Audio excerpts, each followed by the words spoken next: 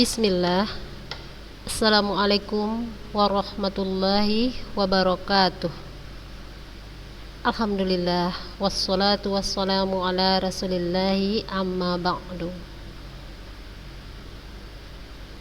Puji dan syukur kita ucapkan kepada Allah Subhanahu wa ta'ala atas segala rahmat dan nikmat yang selalu kita terima, yang selalu kita nikmati. Selawat dan salam kita ucapkan kepada Nabi Sallallahu Alaihi Wasallam. Apa kabar anak-anak ustazah kelas 7?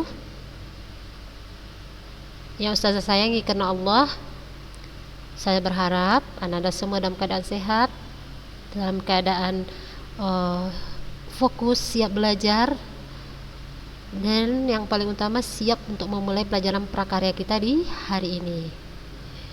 Ya, anak-anak ya, ingat selalulah fokus dan selalu bersyukur apapun keadaannya.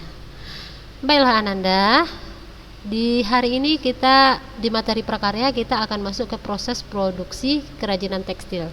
Sekilas kita ulang ya anak-anak ya. Di semester pertama kita akan mempelajari produk kerajinan tekstil yang memiliki fungsi hias dan pakai. Ya anak-anak. Nah, baik yang dilakukan dengan cara menghias permukaan kain ataupun berstruktur. Nah, kerajinan tekstil sebagai fungsi hias dibuat dengan tujuan sebagai berikut. Sebagai apa? Pertama itu untuk memenuhi kebutuhan. Nah, fungsi hias dibuat sebagai kerajinan tekstil sebagai fungsi hias dibuat dengan tujuan sebagai berikut. Yang pertama untuk memenuhi kebutuhan. Nah, pengrajin telah mempertimbangkan ya anak-anak ya tujuan dari pembuatan produk kerajinan tekstil. Fungsi hias yaitu untuk menghias. Sementara produk kerajinan tekstil fungsi pakai digunakan sebagai kebutuhan sesuai kebutuhan, contoh hiasan dinding, fashion, aksesoris, dan elemen estetis interior. Nah, kemarin kita sudah belajar ini ya Nanda ya, sekilas saja. Nah, yang kedua kerajinan tekstil sebagai hasil pengembangan. Nah, kerajinan tekstil dengan fungsi hias dapat pula dibuat dengan memodifikasi bahan dan tekniknya. Para pengrajin terkadang membuat inovasi pada produk kerajinan mereka yang dinilai telah usang atau membosankan. Salah satu cara yang dilakukan dengan menambahkan hiasan pada sebagian karya agar terlihat lebih unik dan menarik. Misalnya, ya Ananda dengan memadupadankan atau mencocokkan bahan dasar yang berbeda, tekstur dan teknik pembuatannya, namun pada akhirnya menjadi satu kesatuan produk yang unik. Nah, cara ini Ananda, cara seperti ini dinilai berhasil untuk dapat meningkatkan daya tarik dan nilai jual produk yang dimaksud. Nih, contohnya ya Ananda ya, kain benda pakai ini adalah kain batik tekstil, teknik batik pada kain, dipotong-potong kainnya, nah disusun kembali batik-batik dengan motif dan warna yang beragam menjadi hiasan dinding yang menarik. Nah, anak-anak ustazah, di hari ini kita akan mempelajari cara pembuatan produk-produk tekstil. Nah, yang pertama anak-anak kita akan belajar tentang tapestry. Mungkin ini adalah satu istilah yang aneh bagi anak-anak ustazah. Ya, apa itu tapestry? Nah, anak-anak ustazah,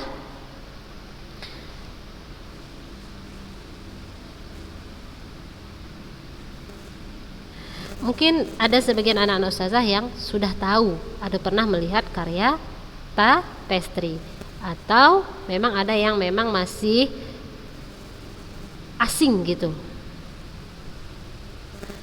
Namun anak-anak ustazah, tapestry ini tetap terbuat dari benang. Benang berasal dari serat.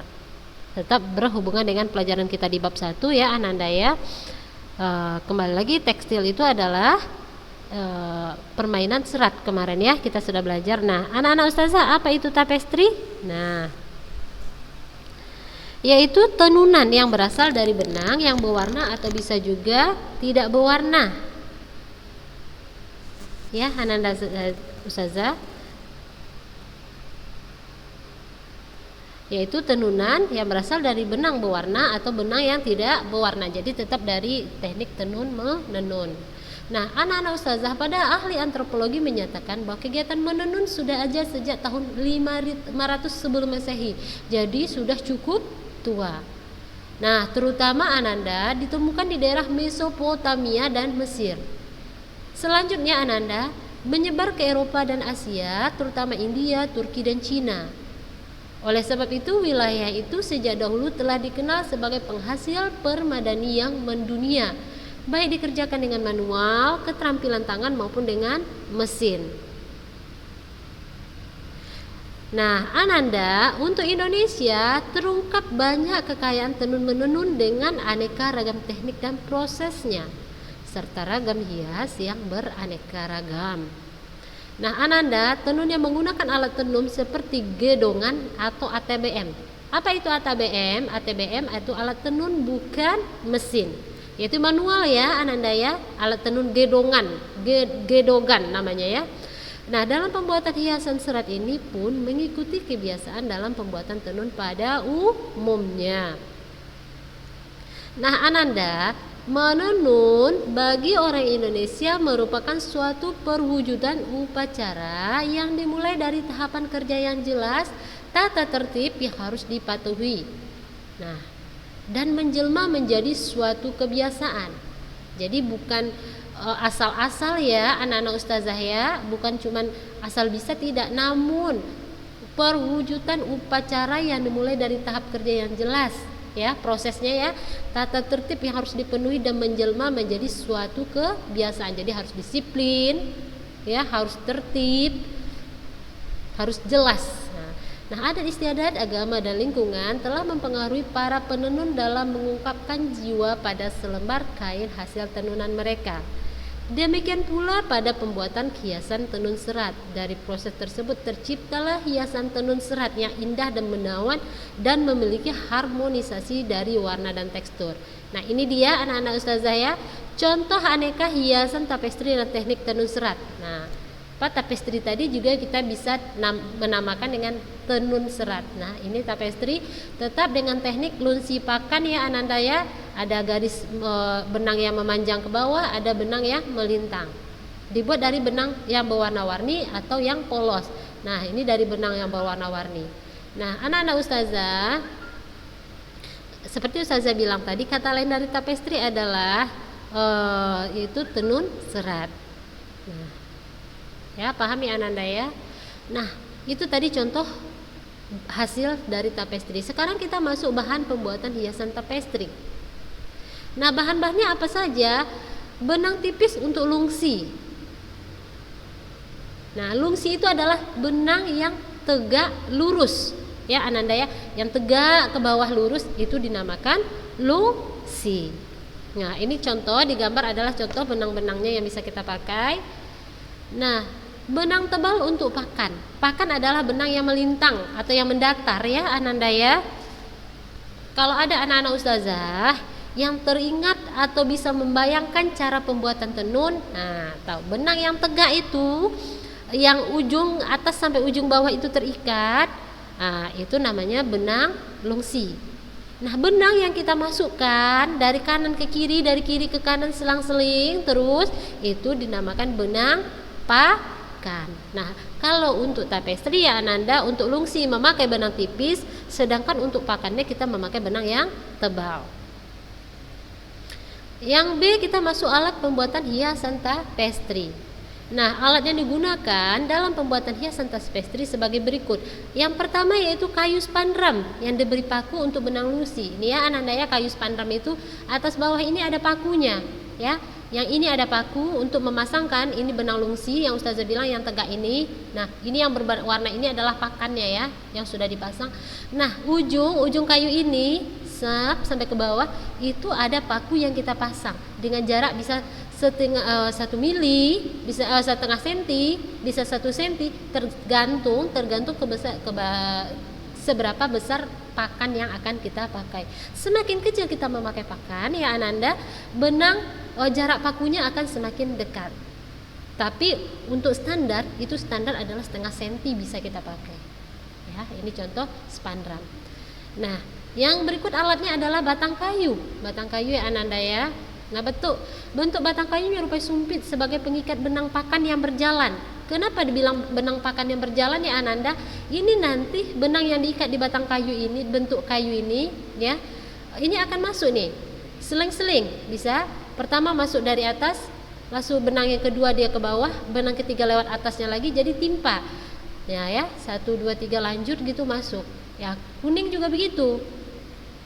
Jadi akan timbul motif dari benang yang berwarna. Ya, ingat ya Ananda, dalam tenun atau anyam memiliki 2 susunan benang, yaitu lungsi yang dirakit sebagai dasar bidang tenun atau anyaman. Nah, ini dia dasarnya. Yang putih Ananda ingat, Ustazah ingatkan lagi, ini namanya adalah lungsi sebagai dasar bidang tenunan atau anyaman dari tapestri tadi. Dan pakannya adalah warna atau motif bertekstur. Nah, ini pakan, yang benang warna untuk pakan ya. Ustazah jelas sekali lagi. Paham ya Ananda? Selanjutnya adalah proses pembuatan tapestri. Nah, anak-anak Ustazah bisa lihat di gambar. Di gambar ini Ustazah jelaskan ya gambarnya sama anak-anak Ustazah. Ini pembuatan lungsi pada pemidangan tenun. Pemidangannya itu spandram tadi. Ini terbuat dari kayu. Ini adalah paku. Nah, ini adalah pakunya. Nah, ini pembuatan lungsi. Lungsi adalah benang yang tegak lurus. Nah, betul. Nah, setelah memasukkan benang pakan pada lungsi dengan menggunakan bentuk kayu yang tadi, yang panjang tadi ya Ananda ya, ini macam-macam. Kadang ada yang memakai dari bambu, ada yang dari kayu, terserah ya Ananda.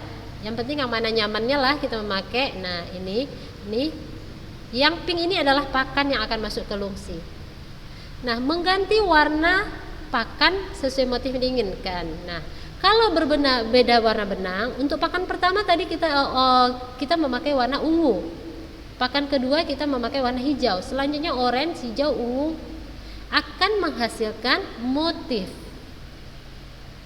Nah, mengganti warna pakan sesuai motif yang diinginkan ya Ananda ya.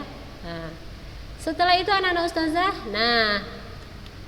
ini ada teknik cara lain dalam membuat tapestri. Jika ingin menggunakan teknik ria, caranya demikian, yaitu benangnya ini kita bisa memakai benang wol. Benangnya kita potong dulu beberapa senti, baru kita pasangkan. Insya Allah ya anak-anak Ustazah, kita berdoa, kita cepat berlalu. Ustazah ingin kelas 7 ini belajar membuat tapestri ya Ananda ya.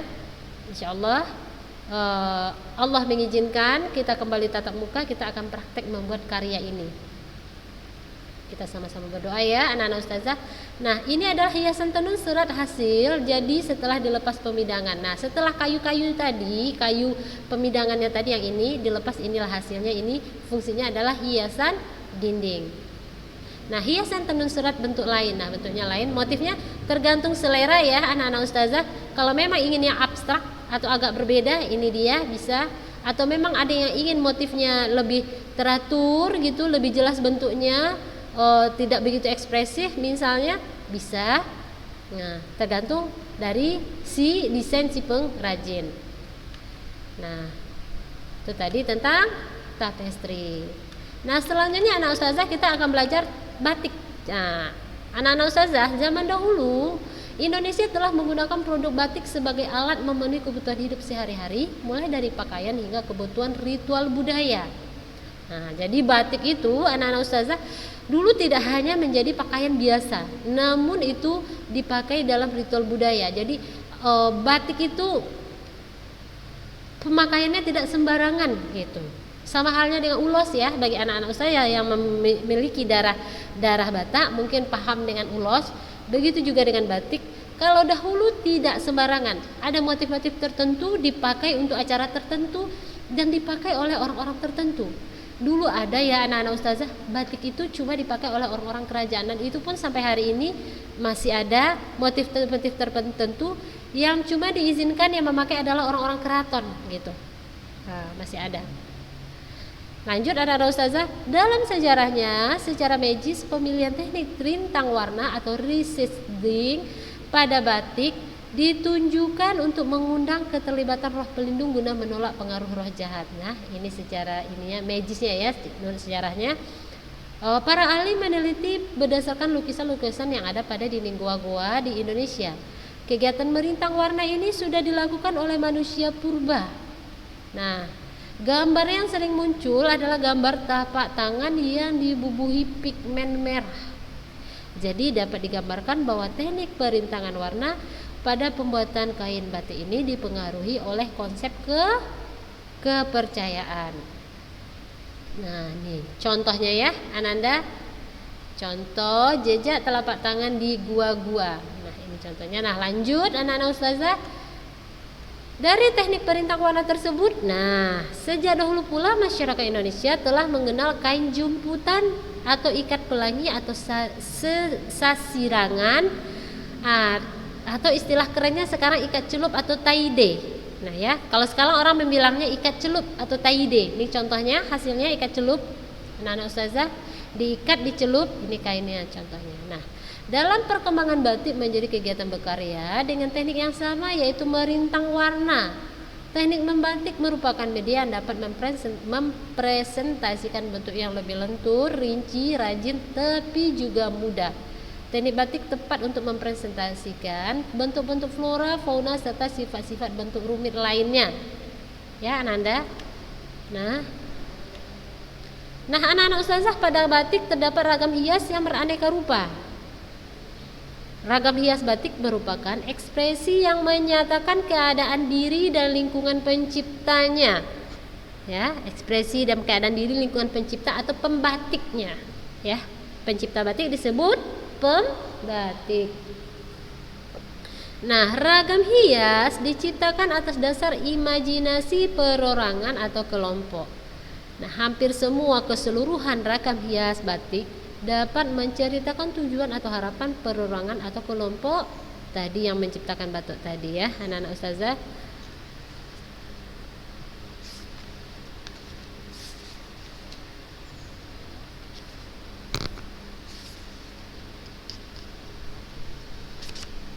Nah, itu tadi tentang sejarah batik. Nah, anak-anak ustazah, berdasarkan perkembangannya ragam hias batik dipengaruhi oleh budaya luar. Nah, yang dihasil cara batik yang beraneka ragam. Nah, pengaruhan dari berdasarkan wilayah penyebaran motif pada batik dapat dilihat juga periode perkembangan batik di Indonesia. Batik dapat dibagi menjadi dua. Ya, Ananda ingat, batik dapat dibagi menjadi dua, batik pedalaman atau disebut dengan batik klasik dan batik pesisir. Nah, anak-anak ustazah, kedua istilah batik ini tidak hanya berlaku pada masa dahulu, namun masih berlangsung hingga saat ini. Jadi ada batik pesisir, batik pedalaman, atau disebut dengan batik klasik. Nah, kenapa ada muncul dua istilah ini? Yaitu karena terdapat perbedaan dari cara pembuatan. Terdapat perbedaan motif atau corak pada kain batik tersebut. Nah, kita akan mempelajari pertama tentang batik pedalaman atau klasik. Batik pedalaman adalah, anak-anak ustazah, pengkategorian batik yang berkembang di masa lalu. Dahulu pembatik-pembatik hanya ditemui di daerah pedalaman. Selain itu juga tidak sembarang orang dapat melakukan proses pembatikan, sehingga jarang dijumpai di lingkungan masyarakat. Nah, itu pada awalnya ya. Jadi batik itu adalah sesuatu yang sakral ya, anak-anak ustazah, dahulu ya, pada dahulunya. Nah, pada masa kejayaan kerajaan di Indonesia seperti Majapahit, anak-anak ustazah, kain batik hanya ditemui di kalangan raja-raja saja, dan hanya petinggi keraton yang boleh menggunakan batik. Nah, jadi rakyat jelata, masyarakat biasa atau orang umum dahulu tidak diizinkan untuk memakai batik. Oleh karena itu pembatik hanya dapat dijumpai di lingkungan keraton. Batik keraton adalah batik yang tumbuh dan berkembang di atas asar dasar filsafat kebudayaan Jawa yang memacu pada nilai-nilai spiritual. Batik tersebut terdapat harmonisasi antara alam semesta yang tertib, serasi, dan seimbang. Nah, ya anak-anak ustazah ya. Nah, dalam pembuatannya anak-anak ustazah, batik keraton pun tidak biasa, yaitu menggunakan banyak proses dan ritual pembatikan. Yaitu para pembatik keraton ibarat ibadah. Ya, bagi mereka dahulu ya anak-anak ustazah, membatik bagi pembatik keraton itu, membuat batik itu ibarat ibadah. Suatu seninya yang tinggi, yang patuh pada aturan serta arsitokrat Jawa, aturan-aturan Jawa. Jadi tidak sembarangan ustazah, anak-anak ustazah tidak seperti sekarang ya anak-anak ustazah, siapapun bisa belajar batik. Kalau itu dahulu tidak, ya. Mereka bayangkan sangat sakralnya, saking sakralnya pembatiknya itu membuat batik itu ibarat melakukan ibadah mereka. Nah, ya, alhamdulillah sekarang sudah tidak seperti itu. Nah, ragam hias yang diciptakan pun bernuansa kontemplatif, tertib, simetrik, bertata warna terbatas seperti hitam, biru, biru tua atau wadelan, dan soga atau coklat. Nah, anak-anak ustazah, ragam hias ini memiliki warna simbolik yang beragam. Oleh karena itu, anak-anak ustazah,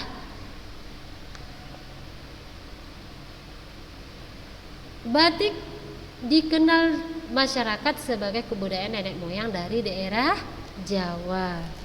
Batik pedalaman sering disebut juga sebagai batik klasik. Karena alasan hal ini berdasarkan alasan yang sudah kita bahas di atas tadi ya Ananda ya. Nah yang kedua kita akan masuk ke batik pesisir. Nah, apa itu batik pesisir? Anak-anak ustazah, batik yang berkembang di masyarakat yang tinggal di luar benteng keraton sebagai akibat dari pengaruh budaya daerah dari pulau di luar pulau Jawa. Selain itu adanya pengaruh budaya asing seperti Cina dan India, termasuk agama Hindu dan Buddha. Nah, anak-anak, hal ini menyebabkan batik tumbuh dengan berbagai corak yang beraneka ragam. Jadi sudah tidak kaku ya anak-anak. Jadi sudah tidak terpaku kepada aturan-aturan yang ada di keraton, sudah mulai bebas. Bebas karena di sini ada pengaruh dari budaya luar Pulau Jawa. Nah, dari budaya asing kayak dari Cina, India ya, juga pengaruh dari agama yaitu Hindu Buddha ya. Nah, jadi coraknya sudah mulai beraneka ragam. Nah, para pembatiknya pun anak-anak ustazah, untuk pembatik pesisir ini sudah merupakan rakyat jelata. Nah, mereka membatik merupakan pekerjaan sembilan atau pengisi waktu luang yang sangat bebas aturan. Jadi tidak hanya terpatok kepada peraturan-peraturan dari keraton tadi lagi. Nah, oleh sebab itu Ananda, ragam hias yang diciptakan cenderung bebas, spontan, kasar dibandingkan dengan batik ke keraton tadi. Nah, bandingkan dengan batik pedalaman tadi. Nah, anak-anak ustazah, ini adalah motif pedalaman. Nah, motif pedalaman seperti kita ingat tadi, motif pedalaman biasanya motifnya teratur, patuh kepada adat istiadat, kepada aturan-aturan yang ada. Nah, ini dinamakan motif truntum, berasal dari Jawa Tengah. Ya, bayan Anda. Nah, ini juga batik pesisir. Anak-anak ustazah bisa bedakan antara gambar di atas dengan gambar di bawah. Nah, sebelumnya ustazah jelaskan tentang motif truntum. Nah, lambang cinta kasih yang tulus tanpa syarat, abadi dan semakin lama semakin terasa subur berkembang, atau tumaruntum. Tumaruntum. Motif bunga dan tumbuhan memiliki makna untuk selalu menjaga kelestarian alam. Nah, anak-anak ustazah, seperti ustazah bilang tadi, bisa membandingkan antara batik pedalaman dengan batik pesisir dari bentuk motifnya. Anak-anak ustazah, motif batik pedalaman tadi, nah lebih teratur dengan aturan-aturan yang ada. Motif bunga padahal. Jadi di sini anak-anak ustazah untuk motif pedalaman banyak terjadi pengulangan. Pengulangan di sini, motif pertama diulang, disusun sedemikian rupa sehingga menjadi sebuah batik yang cantik dan menarik. Sedangkan anak-anak ustazah untuk batik pesisir terdapat kebebasan di sini. Kenapa dia bebas? Karena ada pengaruh dari luar tadi, bisa dari daerah luar Jawa, dari luar Pulau Jawa, bisa dari daerah negara asing, dari Cina, India, yang mempengaruhi sehingga motifnya menjadi bebas.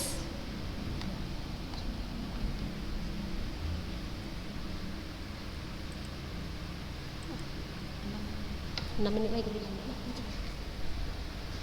56. Tunggu dulu. Jam 10 bilang. Nah, anak-anak ustazah kita akan masuk bahan produksi batik. Nah, tadi sejarah batik ya, kita sudah belajar sejarah batik. Batik itu sejak kapan dimulai ada, berawal dari mana. Nah, sekarang kita sudah belajar tentang macam-macam batik. Ada batik pesisir, batik pedalaman. Selanjutnya kita akan masuk ke bahan produksi batik. Mungkin hari ini kita tidak akan selesai membahas tentang batik, namun ustazah akan menjelaskan secara detail tentang batik ini kepada anak ustazah. Nah, anak ustazah, bahan utama yang kita gunakan dalam membatik adalah kain katun putih, malam, dan zat pewarna sintetis atau alami.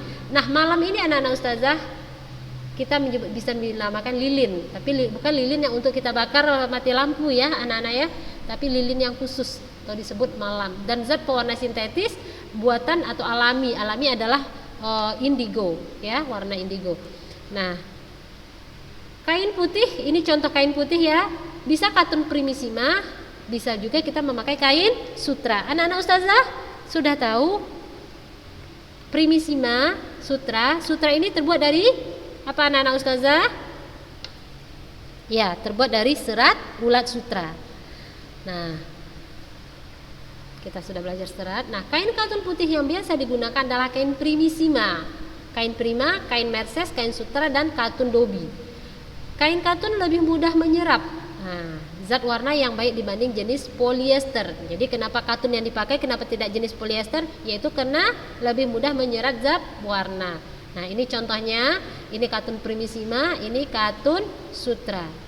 Yang berikutnya bahannya itu ada malam dan lilin, malam atau lilin. Nah, anak-anak ustazah, lilin yang biasa disebut malam ialah bahan yang dipergunakan untuk membatik. Jadi bukan lilin yang anti pakai kalau mati lampu. Nah, anak-anak ustazah, sebelum digunakan, lilin atau malam harus dicairkan terlebih dahulu dengan cara dipanaskan di atas kompor. Malam yang dipergunakan untuk membatik berbeda dengan malam atau lilin biasa, betul kan? Nah, malam untuk membatik bersifat cepat menyerap pada kain, tidak mudah copot saat pencelupan, tetapi dapat dengan mudah lepas ketika proses pelorotan. Insya Allah kita nanti akan belajar apa itu pencelupan, apa itu pelorotan. Nah, lilin malam dalam proses pembuatan batik tulis berfungsi untuk merintang warna agar tidak masuk ke dalam serat kain di bagian yang tidak dikehendaki. Nah, bagian yang akan diwarna dibiarkan tidak tertutup. Nah, jadi anak-anak ustazah, selembar kain ya, anak-anak ustazah punya selembar kain. Nah, anak-anak ustazah ingin mewarnainya. Nah, membuat motif terus diwarna. Kain tadi berwarna putih. Nah, bagian yang anak-anak ustazah inginkan tetap berwarna putih, bagian itu ditutup dengan malam atau lilin. Nah, bagian motif atau bagian kain yang anak-anak ustazah tidak inginkan diwarnai atau inginkan diwarnai, nah bagian itu tidak usah kita kasih lilin, biarkan dia. Nah, jadi waktu pencelupan nanti warnanya akan lengket di bagian yang tidak kena lilin.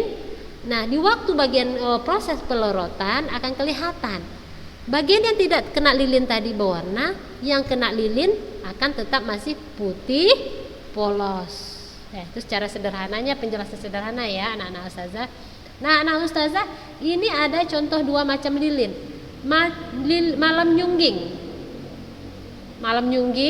malam nempo atau teknik pecah. Nah, ini malam nyungging untuk membuat motif-motif ya anak-anak ustazah, menggunakan lilin yang warna terang ini. Nah, nempo atau teknik pecah. Nah, ini kalau menutup semua memakai malam nempo atau teknik pecah. Nah, ini dua jenis bentuk lilinnya. Kalau kita lihat lebih mirip gula merah sebenarnya anak-anak ustazah, cuman kalau kita pegang dia lebih lengket, berminyak dia sebenarnya, tapi bukan berarti berminyak yang lengket-lengket ke tangan, tidak. Dia terbuat dari lemak.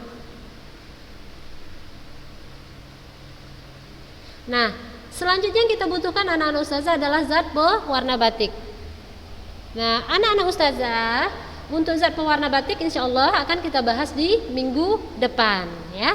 Nah, untuk hari ini itu tadi, jangan lupa catatan selalu dilengkapi.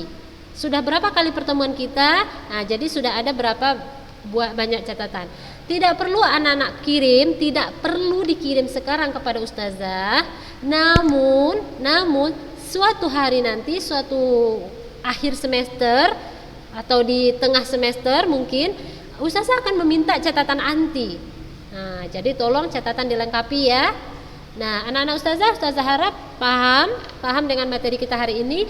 Kalau memang ada yang kurang paham dengan materi hari ini, silakan bertanya ustazah, japri ustazah, insya Allah nanti dijawab ya.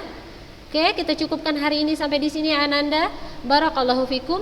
Assalamualaikum warahmatullahi wabarakatuh.